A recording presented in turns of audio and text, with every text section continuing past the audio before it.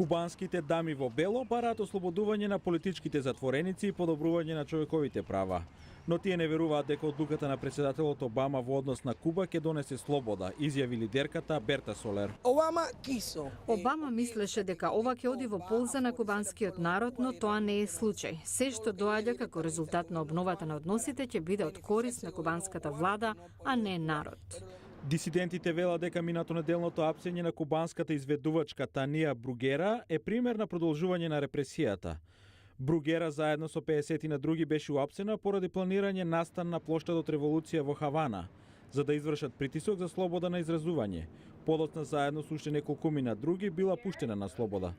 Вашингтон ги осуди апсењата, но портпаролката на Стейт Департментот Джен Псаки застана во одбрана на новата американска политика. Една од причините за промена на политиката е бидејќи сакавме на кубанските граѓани да им дадеме поголема моќ во промовирање позитивна промена за напредок. Продолжуваме да се фокусираме на условите за подобрување на почитување на човековите права, но знаеме дека ситуацијата во Куба не е добра. Псаки сепак истакна дека нема информација за ослободување на 53-цата кубански политички затвореници, што Хавана вети дека ќе ги ослободи по одлуката на председателот Обама за нормализирање на односите. Меѓу оние кои ја критикуваат одлуката на председателот се влијателни законодавци од обете партии во САД, кои велат дека председателот добил малку за возврат од Хавана по олеснување на децениското економско ембарго, вклучувајќи и дозвола за американски инвестиции во сферата на телекомуникациите.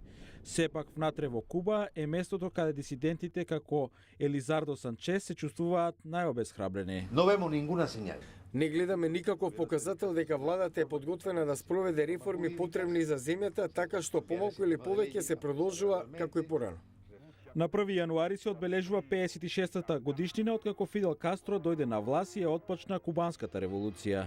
Денес обичните кубанци чекаат да видат дали новата политика на САД ќе има некакво влијание на нивното секојдневие или на работата на актуелната влада.